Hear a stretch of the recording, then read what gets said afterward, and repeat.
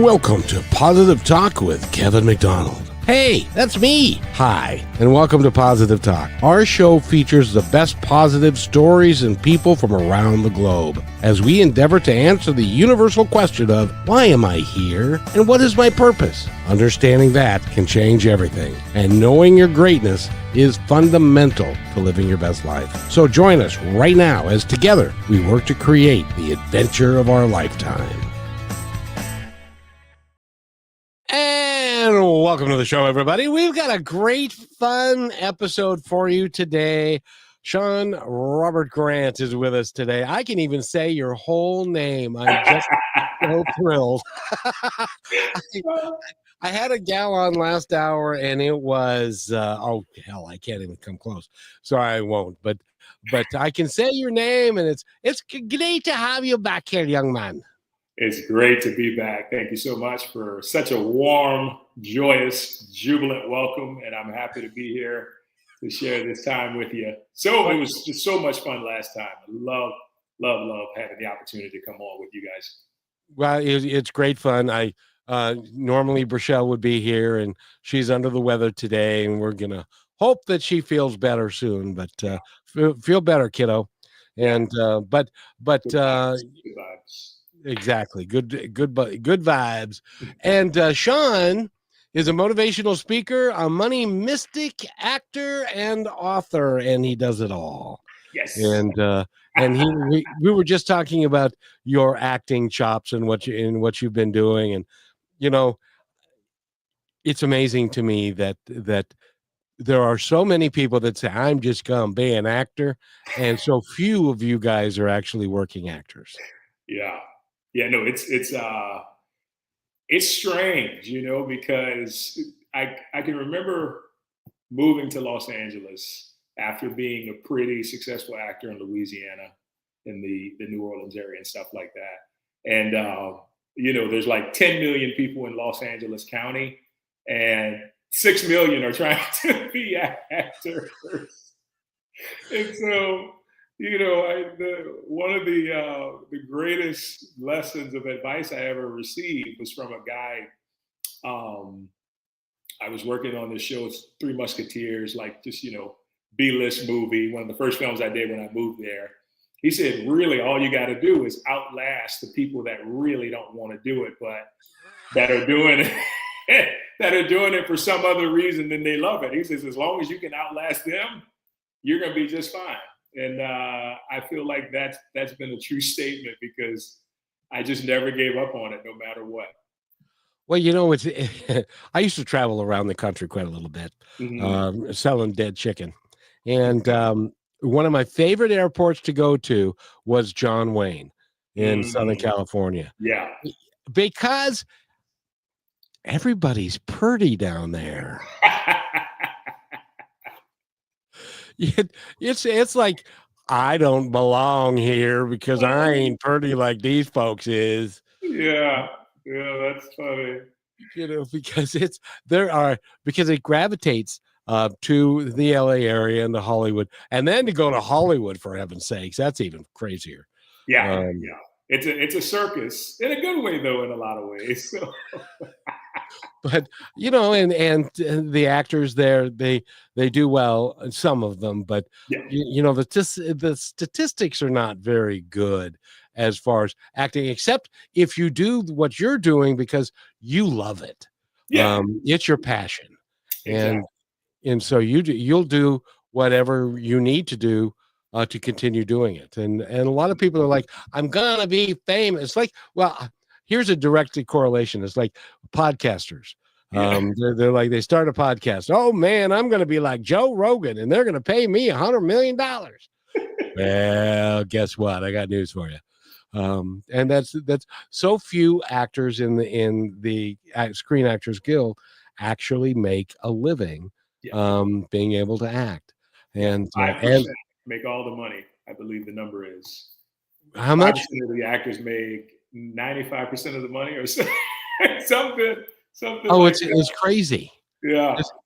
Because and that doesn't mean that the people that don't make money aren't talented. Right. So let me ask you, is it as much of the luck of the draw as I think it is? You're in the right place at the right time for the right role that is coming to you and you're there and available? Is that, but does skill have a lot to do with it too?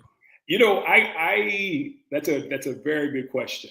I think when it comes down to the idea of luck, me being a spiritual person, I totally believe in the spiritual concept of expectation, but more importantly, setting intentions that allow your deeper mind to sort of lead you into situations that will enable you to sort of be at the right place at the right time with the right people. And I think once you get that down, at the same time, you're really sharpening your craft because it doesn't hurt to be talented, I think, in a lot of ways. But because talent, there's so many people out there that are talented, you got to ask yourself, and we were just talking about, going to LA and like 10 million people in LA and 6 million are actors. You really have to think about what separates me internally from a spiritual standpoint from everybody else. Like, what is going to give me an opportunity to be in a position that other people aren't getting? And what's the common denominator for that to happen? And what I've found is to be so filled with conviction that nothing is going to stop you from doing this thing and doing what you love. You never give up. And that energy, it just grows and grows and grows. And eventually I think you start to find yourself in those places, in those positions where, you're doing things that people have been trying to do for years, but because there's not clarity of mind, clarity of heart, and clarity of body, or spirit, it doesn't match up as well, right? And then I think that's when people really fall short in a lot of ways. That's, in my opinion, that's what I feel. And I totally agree with you. Mm-hmm. Is it kind of like, because you're putting it out there to the universe, I'm going to be successful, and the right parts are going to come to me at the right time, and then you do two things. Number one, you say yes, and Yes. trust, Yeah. and you never quit. Yeah. Absolutely. Absolutely. I think verbiage is everything, and heart-centered, emotionally charged verbiage. You have a strong desire for something, that's already confirmation that thing can happen. So from there, you just got to jump into having faith and being able to act upon that. And I'm a big intuitive person. So I'm always listening. And I think what I found is the guidance that I'll get sometimes is not always, well, and intuition is never usually logical. It's always intuitive. So it's irrational in a lot of ways. But when you listen to that, when you hear that voice and you listen to it, man, you find yourself in situations where it's like, how did that happen? Like, how am I in a movie with 50 Cent? How am I working opposite Val Kilmer?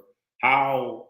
And then you start to realize, oh gosh, like, I had the desire, but I also tapped into my higher guidance, the higher self, the intuition, and that led me right into that position. I mean, it is so sad that and rest his soul, Val Kilmer has passed. And stuff. But what kind of a man was he to work with? I'll be honest with you. He was an extraordinarily talented actor.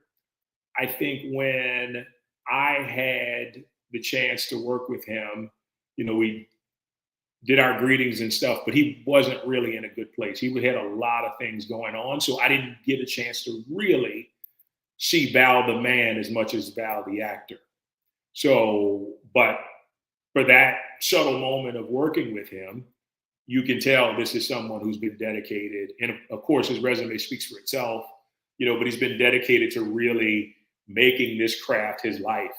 And, he's just dynamic. I don't even think he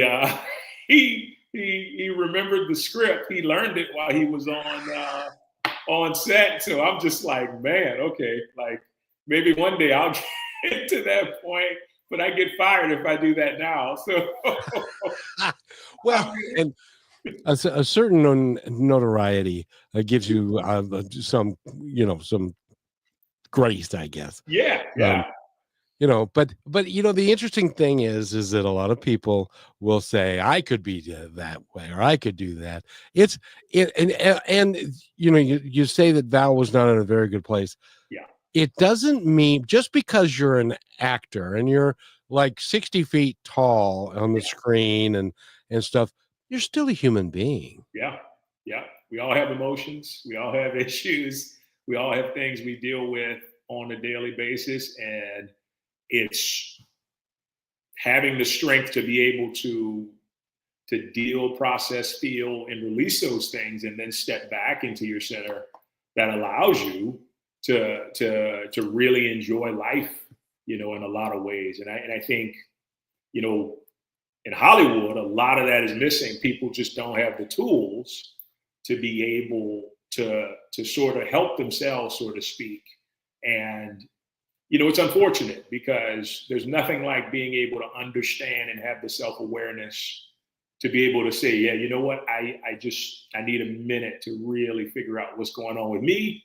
But then after I get that minute or 10 or an hour, then I can get back and give you everything. And that's spiritual maturity, emotional maturity. A lot of times fame just comes too fast before people are ready for it. And it destroys them, unfortunately. It's a self-fulfilling prophecy in many cases Yeah. because they spend their whole childhood and growing up years and I'm gonna be famous, and then they get to be famous and then they can't leave their friggin' Yeah. house. Yeah. Jim Carrey has the best story. Like, not his original way, he wrote the $10 million check thing and situation, but he was saying, I forget where this interview was. He was at one of the award shows, and he had gave a speech afterwards, and he said, "I wish you guys could have the fame that I've had. I wish you could have the money. I wish you could have all the fans adoring you, because then you could really understand that it's not what you really think it is. It's not what you really want." And I just thought that was so powerful, because how often do we, as a collective, not everybody, but the majority, think that something outside of us is going to please us, is going to make us happy, is going to be our holy grail to get us to rise to a new level of living. And we get a hot shot of it, like a shot of adrenaline, but then it subsides and then ultimately dissipates. And then we're like, oh God, well, got to get to the next thing. But then after the next thing, you're like, oh gosh, there's no more things left. And then unfortunately, that's where addiction comes in, because it's always that high that we're always trying to run after. And it's sad. It's challenging in a lot of ways, because, I think like you gotta be content within first, even when you're going after your dreams, because at the end of the day, when something doesn't work out, you still got to be able to love yourself and be at home with yourself and say, you know what, that didn't work out, but I'm still okay. I can be okay. I can still enjoy my life and everything in it. Well, it's and I love what you say, because and and one of the things that I'll tell people is, until you get over the past and forgive yourself, you had nothing to do with it, and it was just a something that happened to you. Mm-hmm. And if you forgive yourself and then be prepared to move on in the best way that you know how, the best way that you Yes. can, then life can change in a miraculous way. Does that mean it's all cupcakes and rainbows? No. Not at all. But I still have the occasional bad country music song where, Yeah. a bunch of things will go wrong all at the same time. It's like, ah, da, da. But if you treat life like it's a grand adventure, Mhm. that you get to find out all kinds of things about yourself and the people that are around you, it can really be a fun ride, can't it? Absolutely. Absolutely. Everything you said, just completely spot on. And I've learned that for the longest time, I had this thing with control, where I wanted to just control everything that was happening. And I didn't want any surprises. I'm like, universe, no surprises, right? And, Oh, and, and the universe said, "Oh, something weird. it Let's do this to Shaun just for was like, fun."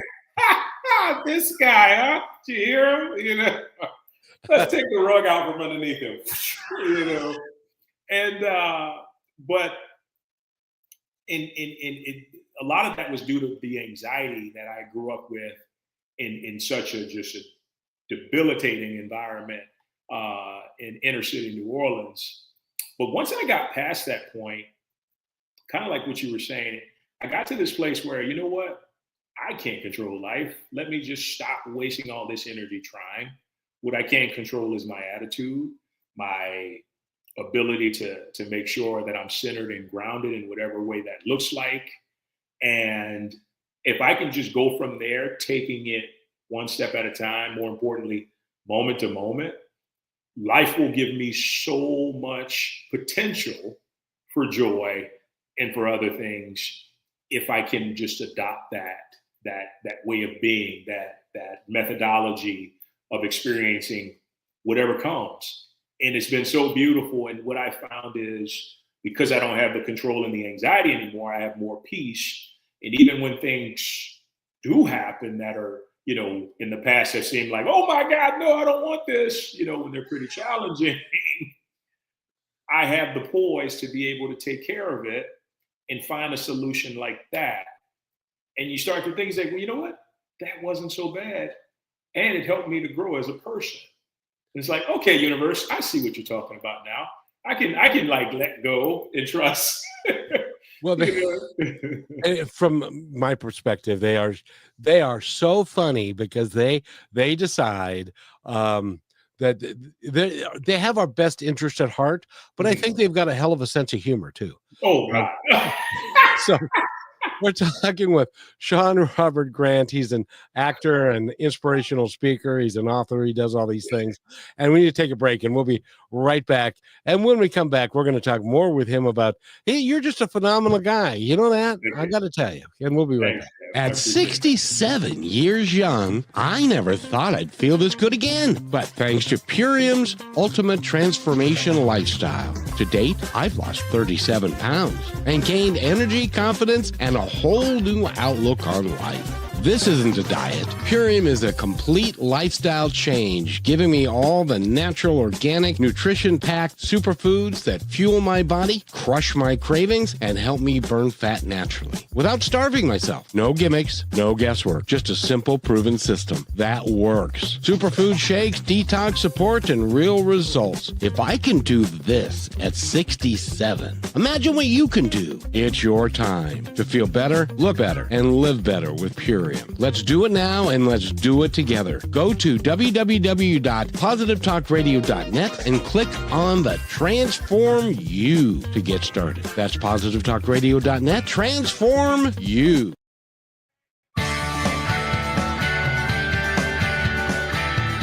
And welcome back to Positive Talk with Kevin McDonald. Sadly, my friend Rochelle is under the weather today, and so I get Shaun all by myself. Isn't it so cool? Because he is an awesome man, and he's an actor and an inspirational speaker. And so I got to ask you, when you inspirationally speak, what do you speak about? Honestly, whatever is most authentic for the moment that comes up. Like I said, it's a very spiritually intuitive thing.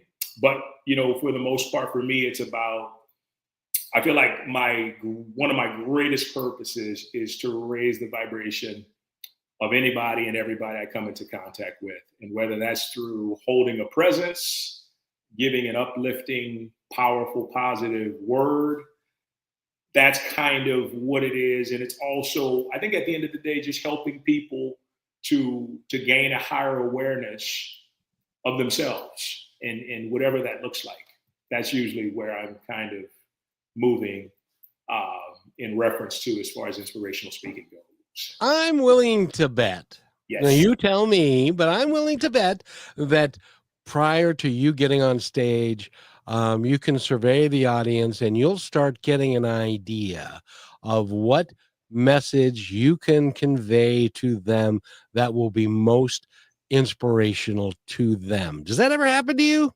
Yes, it does. That's actually, so you make a good point, because what I'll always do in addition to that, or beforehand, is I'll meditate before I cultivate any type of message that I'm giving.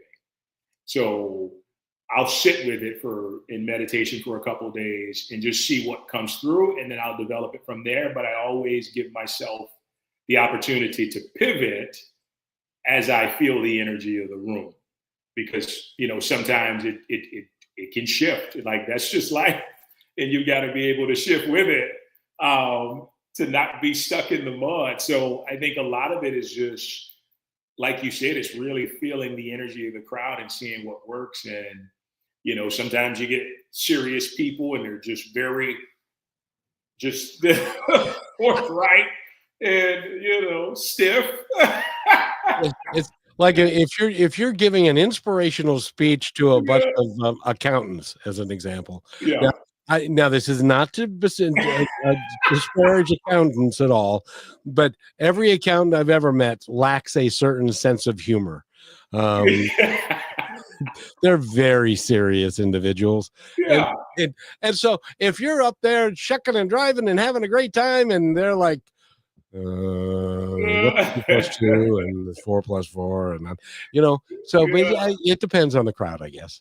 Yeah, for sure. And you get sometimes folks that even kids, they want to have a good time, they want to laugh, they want to feel like they're having a conversation with their buddy, or their girlfriend or whatever it is. So it's like you don't want to just all of a sudden be torn all the way to that side, but you want to be able to be relatable. And that's always been a skill that I've had, that I've excelled at. So I'm grateful for that, because the nerves of it all, if it gets to you, can just throw all of that out the window. But it's about keeping that poise and being able to take a breath and say, okay, I'm just going to let it come through. And it usually works out well at that point in time. Exactly. And I now every actor of note that I have on the show, Uh-huh. we did it the last time you were here, but I need to do it again because Okay. this is such an important part of growing up as a kid and Yeah. finding out who you really are, is Yes. learning how to do improvisational acting. Yes. And if you could address that, because the moms and dads that are out in the audience now Mhm. or in the future, they Yeah. need to know that their children have got, if they have any kind of a gift at all, it's to be able to be in an improvisational acting class and learn what it means to be that. Explain why that's important. Well, I'll tell you, I had so many friends who were non-actors get into improvisational theater in different classes. And the reason being, for the same reason it helps, people who want to be actors, is that it teaches you to trust yourself and to trust your instincts. And I think that's one of the hardest things initially as a performer, because you're so self-conscious. And being that self-conscious, you can stop the flow, because there's a flow. And this is why comedy is such a beautiful thing, because you take somebody like Robin Williams, God rest his soul, who would just open that flow and just go with it. And he tapped into himself on a deeper level, that had all of this information, all of this magic coming through, and he didn't obstruct it. So to really hone in on your point, I think it's important for kids, for adults, for whoever it is, to get into improv, because if you can trust yourself, if you can have confidence in yourself, if you can believe that what you have is something of value, and you can give it without having to feel like you have to be, oh, I don't know if that was good enough. You just got to go with it. And as you go with it, that's when the magic happens, and then it carries over.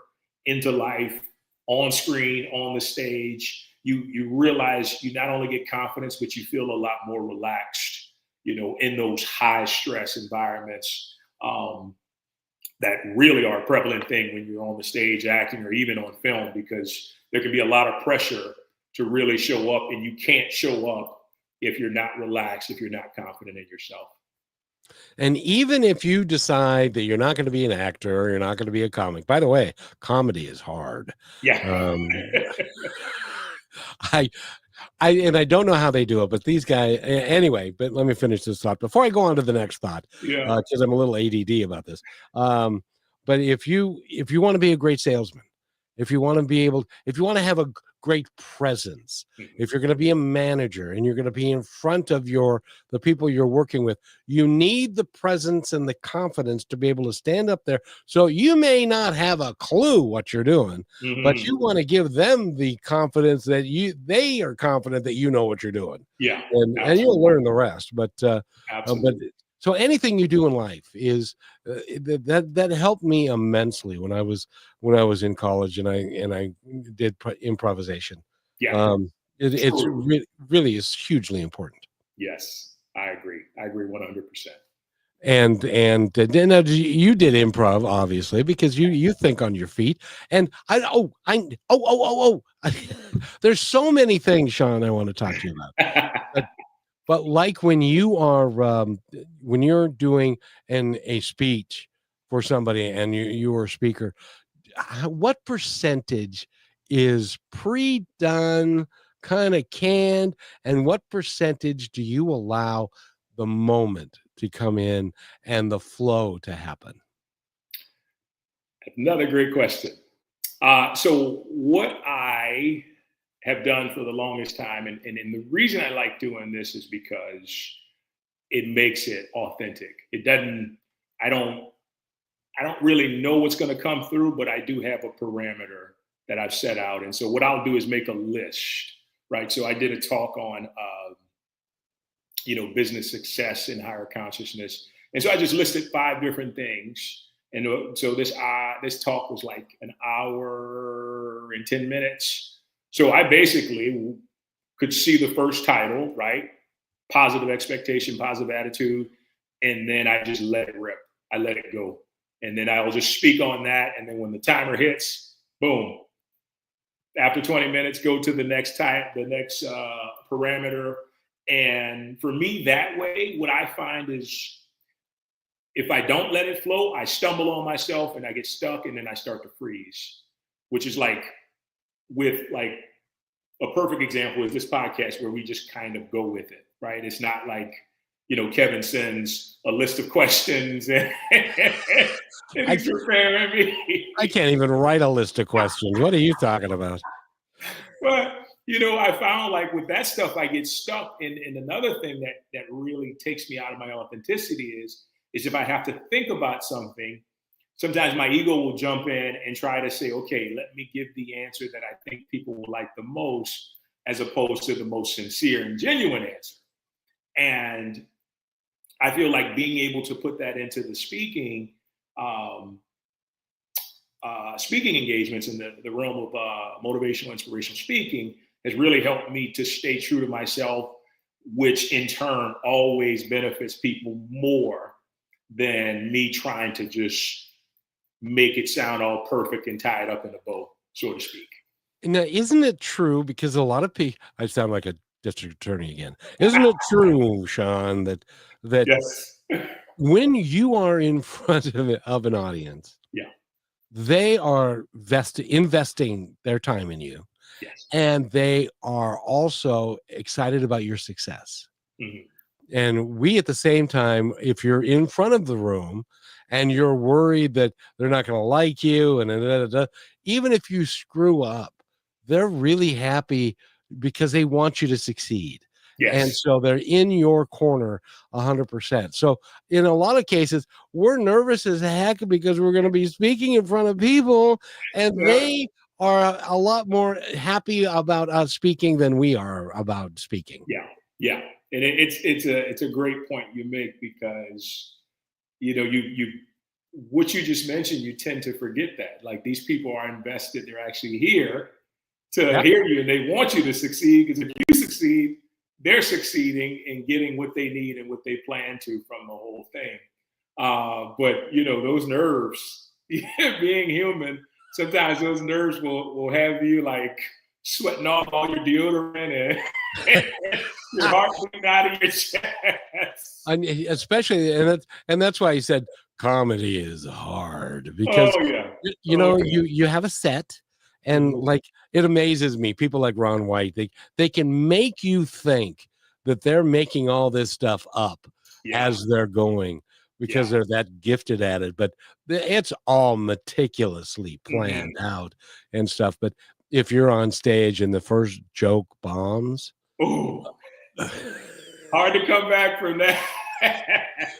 when you say, and da da da da da, and nah, and then there's silence, and everybody's looking at you like, what did he just say? And then you start to sweat, and then it can be bad. That's why comedy is so hard. I can't do comedy. I say things off the cuff, but I can't plan it and then do it, because my mind doesn't work that way. Yeah. The beauty is you've got to get a director who just lets you be you. And then you can just, as you're being Kevin, they're filming it, and then it just looks like, because I feel like that's the only way I've been able to do comedy successful, is that it's like the directors just be yourself. I was like, okay. And then you do something that it just happens to be comedic because it's obvious to everybody, but you pointed it out when nobody was like thinking about it. It's interesting how it works. Some guys can just go with it, and then in other cases, you just need the situation to be correct for you to show up in, and then it winds up being funny. So I think there's just two types of different comedians. And a great director will bring that out in you. Yeah, absolutely. It's like when Robin Williams again did Aladdin. Oh yeah. There is more material that hit the floor by far than actually made it into the movie. He was special, man. I that hurt me when he died, because you just never know, right? You never know what somebody is going through, and he made so many people happy and just couldn't do it for himself. But his talent was just unmatched in so many ways. Such a gift to the world, no doubt. And by the way, we're talking with Shaun Robert Grant. I still want you to do. I have a Rocky story I'd like to tell when we come back. Okay. Because I think that he would be a great Apollo Creed. But we'll be right back. You're listening to Brushwood Media Network, the best in syndicated talk, news, and entertainment shows. And we're I lost the commercial, dang it. Oh well, never mind. I was more interested in doing this anyway. Do you remember, or did you know, he's still with us today, he's 80 years old, Jack O'Callahan, or I think it's Jack or Hallahan, Jack O'Hallahan. He was in Superman. Okay. He was the middle in Superman and Superman 2. He was the middle of the Krypton people that came to Zod, fight. General Zod. That's it. Yeah. And I had him on the show fairly recently, and he was talking about, he was doing another movie, and there was a young actor there, and he knew his history because he was a professional fighter as well. He knew he fought Muhammad Ali. He knew Joe Frazier. He knew Ron Lyle. He knew all these guys. And so this young kid was really excited about talking to him about boxing and the ins and outs of it and how it worked, and the trainers and the agents and the people that fixed fights and all that kind of stuff. And Jack didn't know who he was, but he was just a small bit player in the movie. And the next time he saw him, he was walking down the red carpet because it was Sylvester Stallone, and he had taken that information and he built the screenplay that turned into Rocky. Wow. That's Now, amazing. now Joe Bugner is going to say that I was the one who got decked by Muhammad Ali. I think it was him, or Webner, and Yeah. that's where it came from. But the whole backstory came from because Jack was in Philadelphia. Yeah. Sylvester had never been there, and so he Mm, got an idea of the flow and the flavor and the club fights and yeah. how it all was and stuff. And so that's how Rocky came to be. I thought that was an incredible story. That I mean, and now the guy has a statue of himself in Philadelphia. Like, how Yep. amazing is that? He's not even, nothing to do with Philly, and wow, that happens. Like, that is terrific. I love that. So when you get the chance, like if somebody sits down and starts picking Shaun's brain about Mm. acting, about the roles that you've been in and the places you've been in, and New Orleans or Norlands No. as Norlands. That's how they say Norlands, right? Yeah, I say New Orleans, New Orleans. It's my Yeah. natural accent, New Orleans. If you're really deep down there, like with the Cajuns, you're saying New Orleans, New Orleans, baby. You know? Yeah. Did I tell you the story of the weekend I spent in Louisiana? No, you haven't. I was a salesman and I had to get stuck through the weekend because I had meetings on Monday, and so there was nothing to do. So I was going to go play golf. I had my clubs with me, and I Yeah. went and played golf. Now, for those of you that have never been to Louisiana, it's hot. It's Yes. muggy. Yeah. And this particular golf course was like it was like carved out of the Everglades or out of the woods and stuff. Yeah. And so we were playing and I had a little slice and it went into the woods. And where I live, you can just go look in the woods, find your ball and bring it out and continue to play. So I started taking my clubs over there and I was playing with two local boys Mhm. and one of them said to me, I wouldn't go in there if I was you. And I said, really? Why not? He said, well, there are things that are going to eat you in there. Yeah. And so, so I got a ball out of my bag because, Oh, but, gosh. and it was hot. But Yeah. it's amazing the different. I don't know. Explain to me this, Shaun. If you didn't have air conditioning and you lived there 150 years ago, how did you live through that? Oh, you'd probably be dead. I mean, I look, shit, we didn't have much, but we had air conditioner because it would just be, unless you had fans and like a big shaded, apple tree or something like that, it was just way too hot and way too humid to survive there. It would be impossible. Like, when it's so bad that you have to think about the heat and it makes you question your decisions, it's like, it's really hot. So, I can't imagine people living there. It must have some kind of fan, some kind of cooling device to help, because it would just be too much. Yep, and Louisiana is a different kind of place. I do have to say, because do you remember the drive-by daiquiri stands? Yes. Yeah. Now, let me explain. If you don't know what that means, it's like going to a drive-up window, and you say, "All right," because Bush Light is big down Yeah. there. Yeah. It's like, I'll take a half case of Bush Lights and two daiquiris, one strawberry and one regular to go, please. And Yeah. so they pass the beer through the window, and then they make the daiquiris, and they're in plastic cups, and Mhm. then you get to have the daiquiris, and then you pay for it, and then you're on your way. Yeah. And apparently, there's no open container law there or something because No, that's Bourbon Street. It's just everybody's out there drinking and having a good time, and it just I think they tried it, but Mardi Gras pretty much silenced that in every way, because I'm just gonna be honest with you. You got young teenagers, you got people of all ages just having a good time drinking during Mardi Gras, And I think it just got to be too much for the police. And it's like, you know what? As long as nobody's committing any real crimes, we're going to leave it alone. So, that was kind of like a regular thing. Yeah, well, and you lived there until how old? So I was 29 when I left.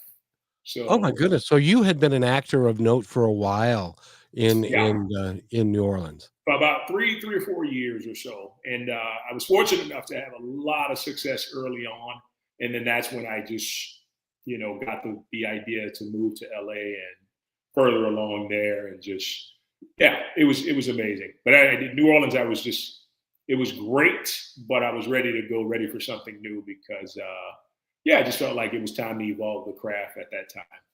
What was it about? Because that means that you started when you were when you're 23, 24, 25.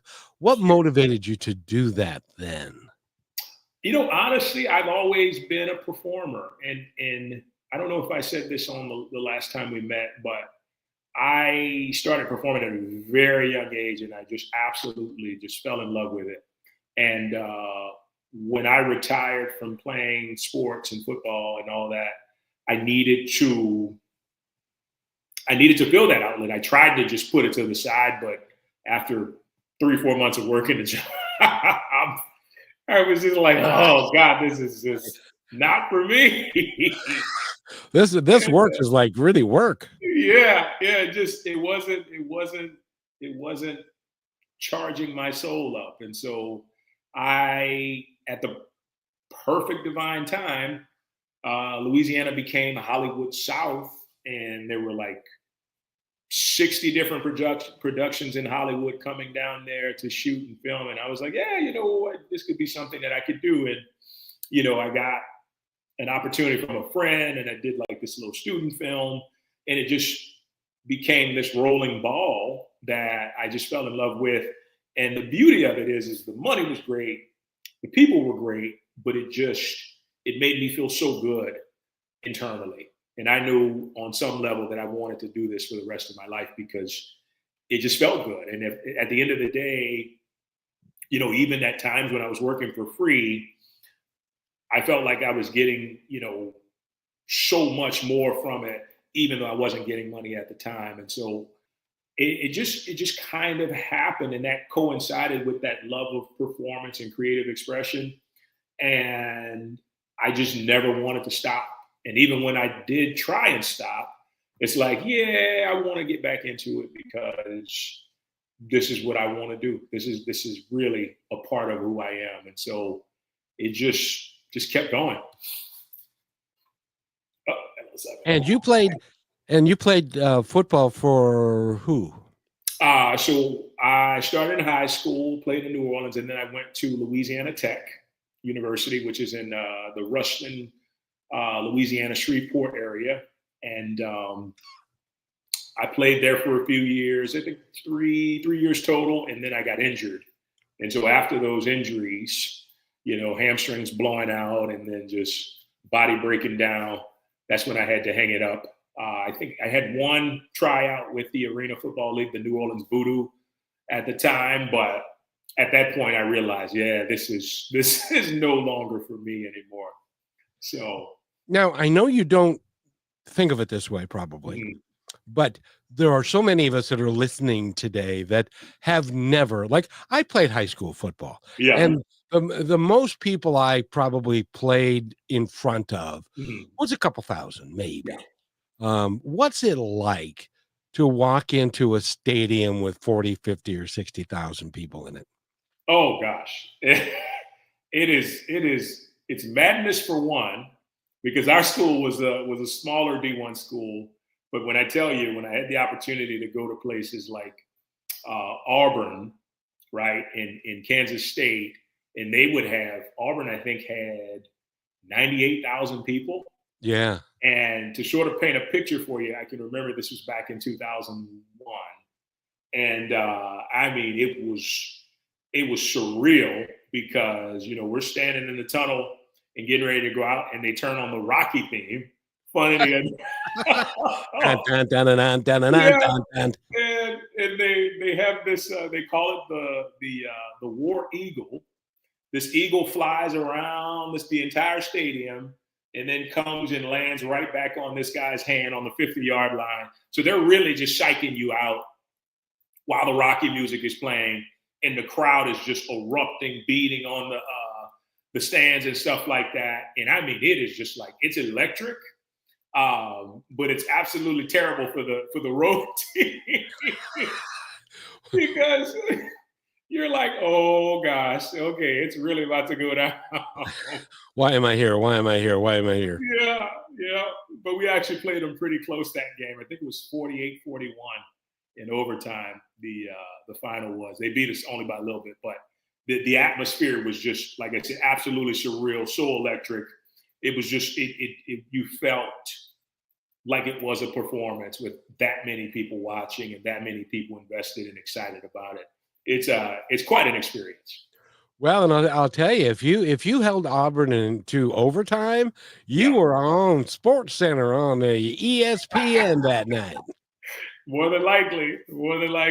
Yeah, I think it was October 2001 or something like that. Yeah, well, good times for sure.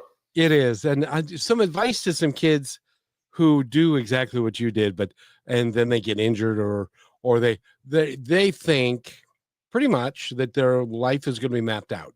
Mm-hmm. That they're going to be a football player. They're going to go get drafted. They're going to be a success in the NFL. They're going to make millions of dollars, and that's going to be their life. And then they get injured or they have something, and so they can't fulfill that dream, and that dream goes away.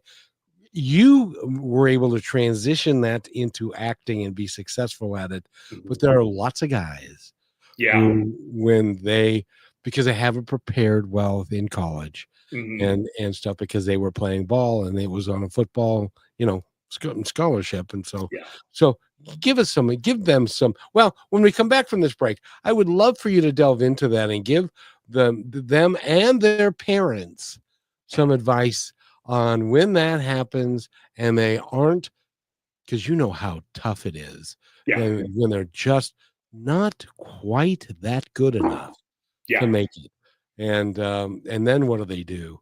I would love for you to address that to our audience, and we will be right back. Hey, do you want your content to stand out and grab attention? Well, we've got the magic touch.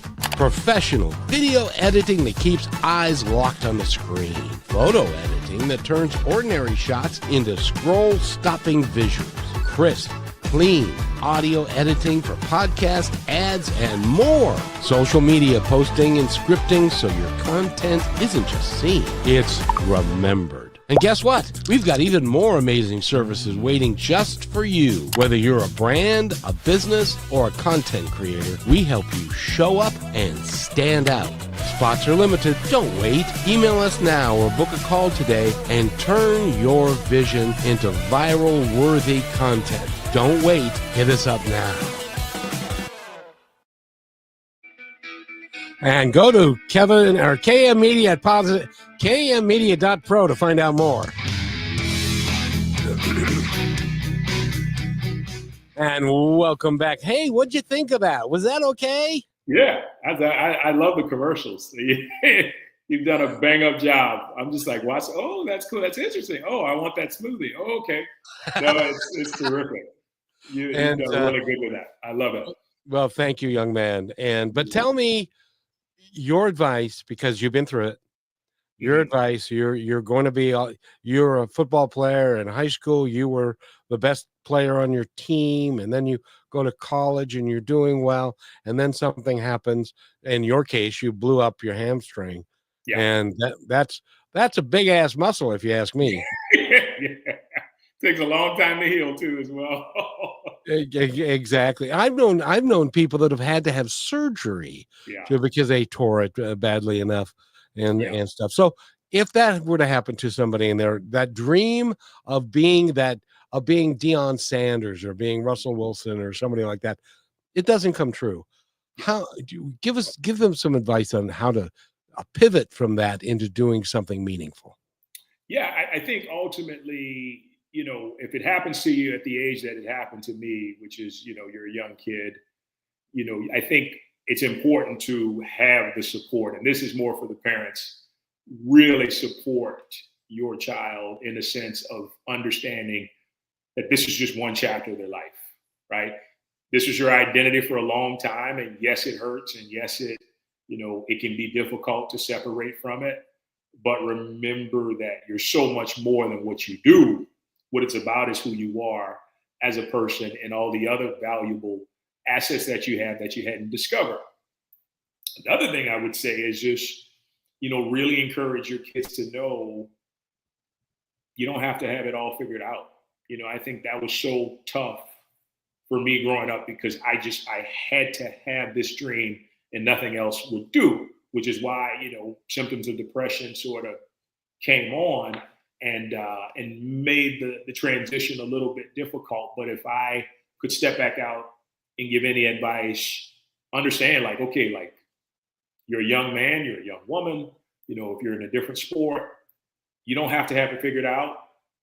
Give yourself some time, grieve the loss, and then figure it out, okay, what else did I love about football? What else did I love about basketball? Okay, I like this aspect, this aspect, this aspect. Because for me, I realized that I loved helping people to get in shape. And so it began to segue, outside of acting into, me just being super passionate about fitness and stuff. And then eventually, stepping into the fitness arena and doing fitness videos and all these things to sort of coincide with the performing and acting. And that wouldn't have been born if I wasn't exposed to such a detailed, meticulous fitness regimen while I was playing football. So there are seeds there for us when we take a moment to really just take a step back and really look at all of the good things that we've done. And I think it's just, once again, to reiterate, it's not the end of the world. And it's just the beginning of your life. And yes, it's going to be hard. Yes, it can be sad. But the reality is we're all strong enough to come back from anything. We can reinvent ourselves if we find that we are passionate enough and convinced that we're able to. And that's the biggest thing I think all of us need to be instilled with. What do we love to do, right? Or if that's taken away, okay, find out what else do we love to do? What are we passionate about? What makes us get up in the morning and just want to give our energy to it and just have a good time doing it? And if you can discover that for your children, for yourself, for anybody, that begins to open up so much more. And in that situation can make that transition so much easier. And if I could just add this, if you're a parent and you're convinced, and it started when the kid was 11, that he's going to be a superstar and he's going to do all this, maybe he doesn't grow as much as you thought he would, or he decides, I hate baseball because Dad, you make me play it all the time, and or whatever it is. Make sure your kid gets a good foundation, so that they have other things that they can do, like make sure they know how to read. That's kind of a big deal these days. If you can't read, and so don't depend. My favorite story is a good friend of mine was the number one draft choice of the San Diego Padres, number one of the entire draft. They were the worst team, so they got the number one pick. He was the number one pick and their first pick. He never made it to the major leagues. What? I was just about to ask you if it was Tony Gwynn, but no, I guess not. No, it wasn't him. His name was Mike. He was a pitcher. And in those days, this is the 70s, he threw in the low 90s, a left-handed pitcher. And he was running and this is how it happens. He was running in the outfield and he tripped on a sprinkler head and he tore up his knee. And that was the end of his career. Wow. What an accident. Yeah. And he's had a great life. But still, so don't count on things that haven't come true yet, and don't put that much pressure on the kids. Let them go have fun. Yeah. That's super important. So many kids get devoid of that at such a young age, and it causes trauma. It causes problems later on, because if you can't feel like, and now, sports has become such a job like, arena, even on the high school level, that kids need to know what it's like to have a choice, to be able to do it or not to do it, but to just enjoy the process and still enjoy the process when you're doing it, because it makes all the difference when that is in play as opposed to not. So yeah, it just having fun and not, and I know this is difficult, but not rooting your entire identity in one thing, because that can cause damage if a child believes that they're just this and that's the end of it. I think it can start out that way, but you got to kind of make sure that they know they're valuable for other reasons other than being football Johnny or, baseball Bobby or whatever it is. You gotta, there has to be more there. And I think that leans on the parents. Absolutely. So, and I really enjoy our conversations together. Me too. And if somebody wants to get a hold of you, Shaun, if somebody wants to pay you $200,000 to speak in front of 1,000 people, how do they get a hold of you? You can email me at shaung04@gmail.com, or you can send me a message on Instagram if that's your thing, at IAMSHAUNGRANT. I am Shaun Grant. And those are probably two best ways to get in contact. And if somebody wants to send you a script, how do they get that done? Email again as well. Or I've had Instagram and Facebook, but I think email works better. Just shaung04@gmail.com would be perfect. Go a little slower. Somebody's trying to write that down. shaung04@gmail.com. It is such a pleasure to have you here. You'll have to come back again, because your life, as it's still unfolding, by the way, because you're a relatively young man still, where do you see it unfolding to? What's next in the grand design? Honestly, I think just continuing to discover more of myself. With that discovery, continuing to help people in whatever way that arises from a creatively expressive capacity. And ultimately, I think just at this point, having fun with it and embracing everything, and an immense amount of gratitude, appreciation, and satisfaction, and just, really, really finding ways to enjoy life every day, and allowing that energy to be spread to any and everybody I come into contact with. And that's great, Shaun, and I really appreciate that, because there are people that are not an athlete like you are. There are people that are not an actor, but I'll tell you what you can do. You can be kind to every server and every cashier that you meet, and have kind words to say for everyone. And if that is your jam, if that's all you want to do, that's great. That kindness is always good enough, because you never know. We're all going through something at some point in time, and there's nothing like a compassionate expression or extension of love to just make somebody's day. And at the end of the day, that's all there is. Yeah. The gospel according to the Beatles. All you need is love. Yeah. Absolutely. Shaun, thank you so much for being here. And again, if somebody wants to email you, it is shaung04@gmail.com.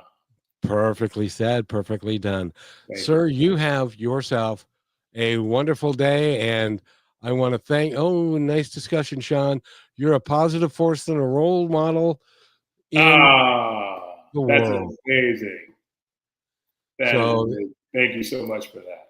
That is the Bunny Boogie and Friends. So thank you, Shaun. It's been great fun. Thank you so much, Kevin. Appreciate you.